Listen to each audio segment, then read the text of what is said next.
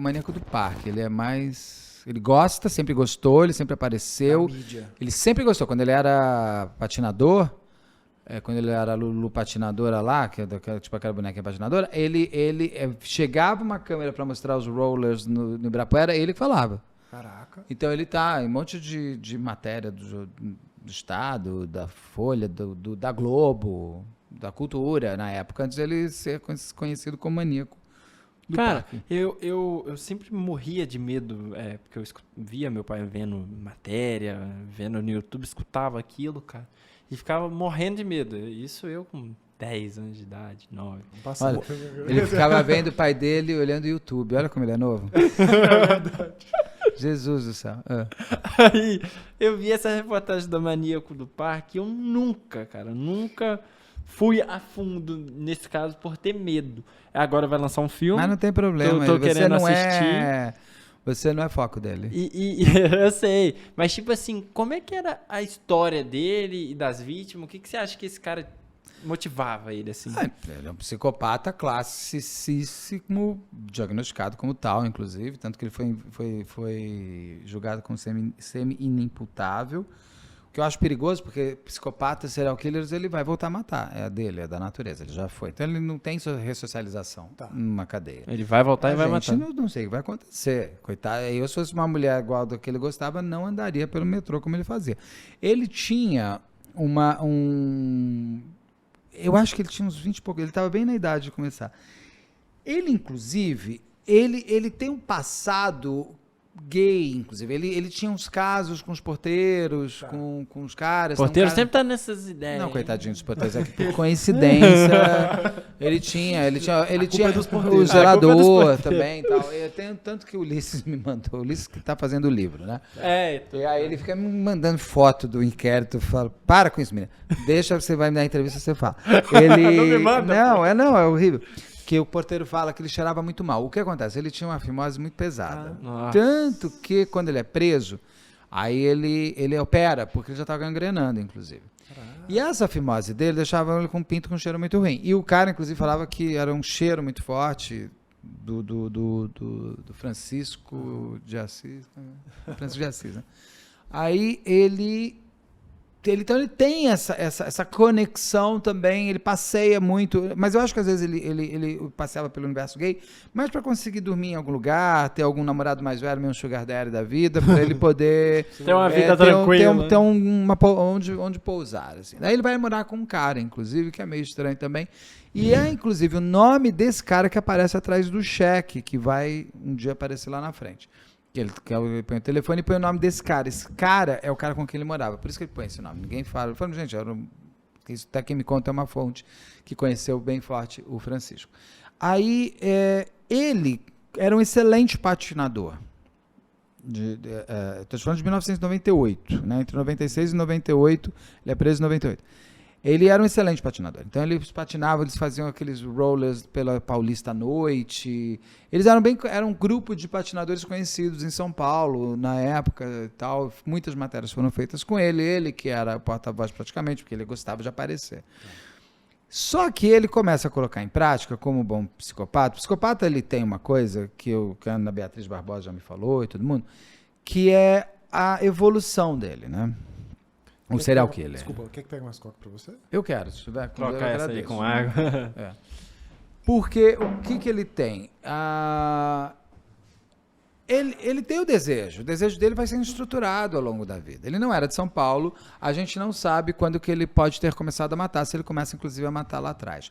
Parece que ele tinha uma namorada que deu o pé na bunda dele, e ele ficou chateadinho, e era exatamente... fisicamente a característica das mulheres que ele procurava. Mulheres mais morenas, do cabelo mais encaracolado e tudo mais. Ele começa, inclusive, essa moça, que foi uma das minhas fontes, ela conta que quando ela o conhece, ela ainda era muito nova, quando ela fica mais velha, porque ele tinha uma coisa assim, ele tinha até idades, ele gostava de 22, 25 anos e tal. Tem uma menina só que é muito diferente do perfil dele, que era uma punk. Na época, ela era dark punk. Moicano e tudo. É a única, e a que ele mais bate, né, essa menina especificamente, ele se perde dentro do parque. E ela passa a noite inteira com ele acordado. E ele bate nela a noite inteira. Isso é ele que conta. E que uma hora ela pediu, pelo amor de Deus, para de bater no meu rosto. Daí ele falou, tá bom. Daí ele tira o... Engraçado, porque ele não tinha um revólver, uma faca, ele não tinha muita coisa assim. Ele conseguia dominar a mulher por ele mesmo. Era uma coisa muito interessante isso de... Tá entendendo que eu gosto desse tipo de coisa, não de fuga de Alcatraz, né? Aí o que acontece? O que ele vai crescendo? Ele vai crescendo o desejo dele em cima das personagens dele. A gente não sabe se ele matava bicho antes, se ele já começou a matar pessoas antes. O que a gente sabe é que ele começa a ter uma evolução em São Paulo. Até tem um psicólogo que aparece no Emasculados de Altamira, do Ivan Mizanzuki. Eu falo dele o tempo inteiro, peço desculpas que eu não lembro o nome, mas ele diagnosticou o Francisco das Chagas, e ele fala algo que é referente a todos os outros serial killers. Ele começa aí na escalada do prazer. Então, no primeiro momento, ele estuprava. Primeiro ele pegava a menina e levava para lá e estuprava. Depois ele começa depois só o estupro não dá para ele aquele prazer. Até porque, como ele tinha fimose, ele não conseguia muitas vezes ter a penetração do jeito que ele queria ter. Ele passa até a vergonha disso. Aí ele começa a matar e aí estuprar. Então ele começa a ter a necrofilia. Ele mata e depois estupra. Aí ele começa a ter a necrofilia, ele começa a ter o canibalismo daqui a pouco, porque ele vai subindo, ele vai buscando aquele para entrar assim. Ele começou estuprando, tem uma menina até que consegue fugir pelada pelo meio da Anchieta. Tem várias que ficaram vivas, que reconhecem ele como estuprador. Porque até ele começar a matar, ele deixava vivas. Tem uma que ele falou assim, você conta até 2.000, hein? Aqui, sem sair. Se você não contar, eu vou saber, você vai ver só. E ela fala, eu contaria até 100.000. Ela conta bem, e daí ela sai. Então, assim, ele começa nas casas, ele começa a matar, depois ele começa a matar, estuprar, depois ele começa a matar, e depois que matava, ele deixava a mulher em posições sexuais para o corpo enrijecer já na posição sexual, porque depois de enrijecido você não mexe mais no corpo de jeito nenhum, só você quebrar. Nossa. E aí ele voltava e ficava transando com a mulher morta durante vários dias, lambia o corpo dela todo, até começar a ter larvas, essas coisas, daí ele parava. Aí ele começou, na última vítima, que foi encontrada ali, ainda em posição sexual e ainda com carne, pele e tal, mas já em estado de composição, você via mordidas, que ele estava começando a passar para o canibalismo. Então ele estava começando a morder, já arrancando o pedaço, a comer praticamente a pessoa. Então ele estava numa escalada até que ele é preso. O que acontece com ele é o seguinte, ele era um motoboy. Uma das profissões dele, aqui no final ele foi motoboy. E ele estava numa empresa de motoboy e tinha uma coisa muito doida. Ele ficava no metrô da linha azul, Santana, na minha época era Jabaquara Santana, acho que agora vai até um pouco mais, Curuvi. Né? Até do Curuvi. Mas era na época, se eu não me engano, 98 só parava em Santana. Caraca, aumentou então, hein? Aumentou sim, agora porque é longe pra caramba. Aumentou, não, meu filho, a gente só tinha a linha azul, a linha vermelha e uma linhazinha verde, que era a Avenida Paulista. Esse era o metrô de São Paulo. Bem-vindo, né? Foram anos para conseguir. Não, hoje eu fico orgulhoso do metrô de São Paulo. Olha isso. Evoluíram. E tá aí. No meu bairro, lá em Higienópolis, está um canteiro de obras, tá? Só um monte de coisa. Aí ele ficava nesse metrô com uma máquina xereta, na época, uma máquina fotográfica xereta. Imagina. Aquelas que dão de aniversário? Não é aquela. Xereta era uma outra, é uma máquina porcariazinha de fotográfica, não é profissional. E ele ficava com aquele pendurado e andando pelo metrô, e ele conta pro delegado que ele ficava olhando as mulheres e via aquela que mais estava com a cabeça baixa, tristinha e tudo mais. E aí ele ia nela.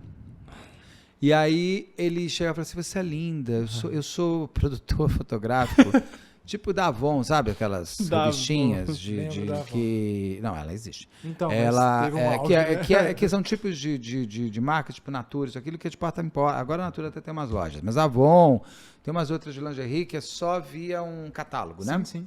Você pede para representante. E ele é tão inteligente que ele percebe que aquela mulher comprava coisas por aquele catálogo. Olha. Então ele saca que ele entrava no universo dela e falava assim, olha, a gente está procurando, você é a pessoa exata, a gente tem que fotografar agora. Algumas ele marcava no dia seguinte, mas muitas vezes assim, você tem que fotografar agora, que a gente te leva lá, que a equipe já está toda esperando.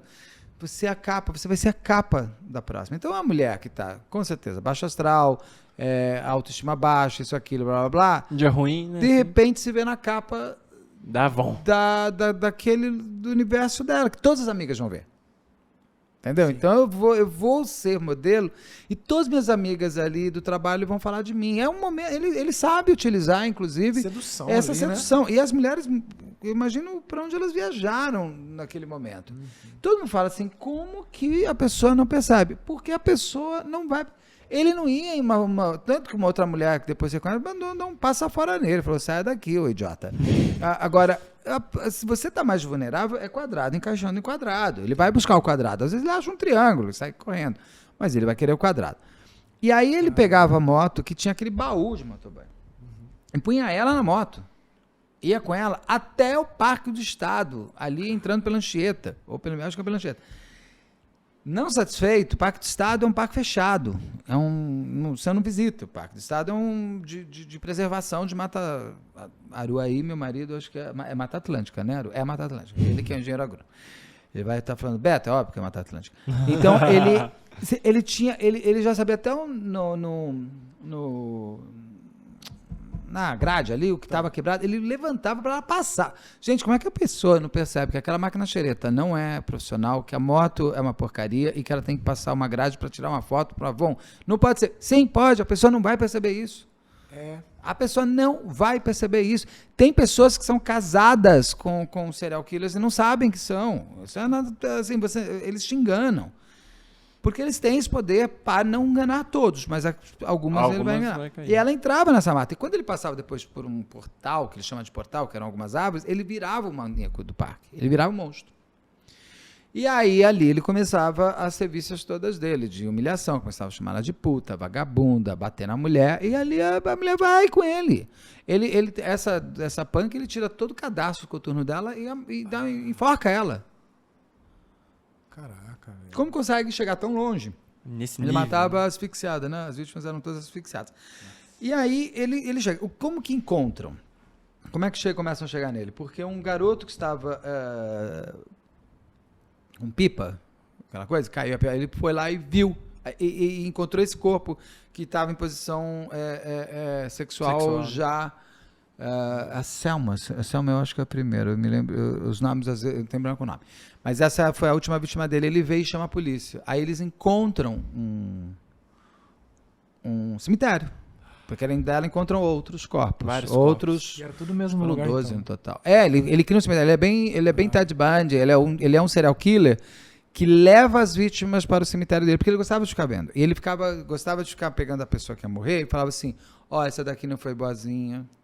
Essa daqui não foi boazinha. Se você for boazinha, você não vai terminar igual a elas. Ele gostava de fazer um tour guiado. Ele mostrava as vítimas. Um tour guiado para a próxima vítima, onde tá vendo estava que eu tinha cada medo mulher. dele? Mas você não vai. Ele não vai te matar, não. Porque ele tem um olhar muito especial. Não sei se ele mudou na cadeia. Agora ele gosta de menininhos magrinhos. Pode ser. De repente é melhor você dar uma engordada. Aí. Pera, deixa eu tomar aqui, peraí. Por favor. Que loucura, velho. Eu nunca tinha aprofundado nesse caso. Também, eu tinha morrido de medo disso. E aí você tinha uma coisa interessante. Você tinha na delegacia de desaparecidos existiam essas mulheres desaparecidas. Nossa. Estavam desaparecidas. O maníaco do parque chega a pegar o cheque de uma delas e escrever e comprar umas coisas de patins. Vai numa loja de patins. Só que o cara pega e pede o telefone atrás. E ele dá o telefone. Dela. O telefone dele, o RG, sabe? É que vocês não sabem o que é cheque. Cheque, antigamente, quando você escrevia, você tinha que pôr atrás o seu RG. Isso eu não sei porquê, se era CPF, já estava na frente. Você tinha que pôr o seu telefone e o seu RG. Muitas vezes pedia. Era natural, você já fazia isso, já virava o cheque e colocava. Era uma coisa que exigiam. E ele acabou dando. Esse cheque, eu acho que é a Selma. Se não for a Selma, peço desculpas, mas essa vítima, que já estava desaparecida, bate esse cheque. A família avisa, a polícia chama. Ele vai até a delegacia dos desaparecidos. E ele fala que aquela mulher que ele passou o cheque, era a namorada dele. E que ele também estava preocupado com ela. Ele passa como namorado da desaparecida. Maluco. E ele tinha matado a Do Selma. nada, né? Depois Porque de tempo. ele achou esse cheque. Então ele tinha que justificar por que ele tinha esse cheque da Selma. Ou se não fosse a Selma. Então, isso, na delegacia de desaparecidos, eles já identificam uma das vítimas desaparecidas como essa. E fala, mas o namorado dela veio aqui. E eles pegam. E uma das vítimas que ficou viva tinha feito um desenho. Um retrato falado. Tá. Muito parecido com ele. E eles vão com esse retrato falado até a empresa onde esse cara trabalhava, porque eles tinham os dados ali na delegacia de desaparecidos, porque ele teve que dar endereço, tal, não sei o que lá. Quando eles chegam na empresa de motoboy, o cara tinha caído fora. Tinha ido embora. Não E existe o dono, ele tinha deixado uma carta pedindo desculpa, tal, obrigado por toda a ajuda, mas preciso sair. Eu acho que ele era de Pernambuco. E aí ele vai para... esse delegado vai... aí já é o delegado dá homicídios, porque são áreas diferentes, tudo DHPP, que é Divisão de Proteção à Pessoa, Divisão de Homicídio e Proteção à Pessoa. Dentro do DHPP de São Paulo, você tem homicídios, desaparecidos, DECRAD, você tem várias delegacias de proteção à pessoa. Então, você sai do desaparecidos e vai para homicídio, então. Na de homicídios, que é um delegado muito gente boa, óbvio que eu não vou lembrar o nome dele, mas é excelente delegado, desse tamanho, o cara é porreta, acho que ele se aposentou já. E ele vai até lá, nessa empresa de motoboy, mostra, fala, tô precisando desse cara e tal, e aí ele fala... Tô tentando lembrar uma coisa, porque tem a foto dele. Como é que eles já tinham a foto dele? Agora eu não tô lembrando. E o cara fala... sim. Aí ele mostra e ele confirma. Aí ele consegue uma foto dele. Daí ele mostra pra mulher, ela fala, é ele. Nossa. Então eles ligam que aquele cara... das mulheres que falaram que foram estupradas no Parque do Estado. Não as mortas não falam. É verdade. Que tinha... ligação com uma delas que estava desaparecida, que estava morta. Que era o cheque, que é o cara que vai lá. Então você fala, não, então peraí, então esse cara aqui daqui das vivas tem a ver com esse cara aqui das mortas. E tem até uma vítima que uma prima, ela liga para a prima e fala, eu vou sair com um cara, assim, assim. E aí e ela falou, olha, e ela sabia o tipo de cara que a prima gostava. E aí, quando ele mostra a foto, ela fala, desse tipo de cara que ela gosta. Porque ele era saradinho e tal, hoje ele tá bem ruim. Mas ele não era, mas ele tinha um corpo, ele era patinador e tal, né? E tem uma outra mulher que aparece falando, esse cara me procurou, que deu o telefone, era o telefone dele, porque ele me achou no metrô, no dia seguinte ele não apareceu, ou ela não apareceu, e ela ficou aí, ela reconheceu ele começou a dar mídia e tudo mais, porque imagina, você encontra um cemitério de mulheres que estavam desaparecidas mortas, isso tomou uma mídia absurda no Brasil, numa época que você tinha a Veja toda sexta-feira chegando, às quintas, Jornal Nacional, você já tinha internet, mas não era tão forte assim você pegava, ainda era importante, eram jornais. Teve uma vítima, foi até em época de Copa do Mundo, né? Teve uma vítima que a família estava esperando ela para ver o jogo e tal, e ela não chegou. Não lembro, não sei, pode ser. Foram muitas, acho que ele foi preso por 12 mulheres, que ele confessa. E ele foge. E a polícia prende ele lá no Rio Grande do Sul. Aí quando ele volta, ele acaba assumindo, ele tem o prazer do psicopata serial killer de começar a mostrar os detalhes, inclusive a primeira vítima, que eu acho que é a Selma. A Selma, eu acho que a Selma é a primeira vítima, não é essa mulher que tá ali. Né? Eu confundo nomes. Mas é a primeira vítima, ou a Selma é aquela, ou a primeira vítima é a Selma. Agora realmente eu me perdi. Mas tem essa. A primeira vítima ninguém achava. E aí ele leva e mostra, tá aqui. Daí eles tiram e tá toda a ossada dela ali. Nossa. Mas uma coisa que é interessante, quando ele tá sendo preso lá no Rio Grande do Sul, tem um homem vendo pela televisão e fala assim, eu quero ser maior que ele. Olha. Aí ele começa a matar casais na praia do Cassino. Tanto que ele é o maníaco do cassino. E aí ele queria sair na capa da Veja igual o maníaco do parque. Ele até conseguiu. Ele saiu na Veja e com o enfermeiro da morte do Rio de Janeiro, que matou umas 100 pessoas. Não 100, acho que menos. Mas para transplante de órgãos e para funerária ganhar dinheiro. Tá. Então, ele saiu. Só que esse maníaco do cassino só existe em função do maníaco do parque. Tanto que o maníaco do parque é preso em 98, esse maníaco do cassino é preso já em janeiro de 99. Ele estava atazanando ali a praia do cassino no Rio de Janeiro. Ele matava casais. No Rio Grande do Sul. Ele matava, mas ele não tinha... Ele matava casais porque era mais fácil pegar, porque ali é uma praia, eu não conheço, mas pelo que eu pesquisei e me explicaram, o promotor me explicou, é uma praia gigantesca, uma praia que existe no Brasil, de extensão e tudo mais, liga várias cidades. E você vai de carro até o mar. Tá. É uma praia, uma extensão muito grande. Entendi. Então os casais usavam essa praia para transar. Ah, Então não é que ele queria casais, é que era muito mais fácil pegar o casal e matar e roubar.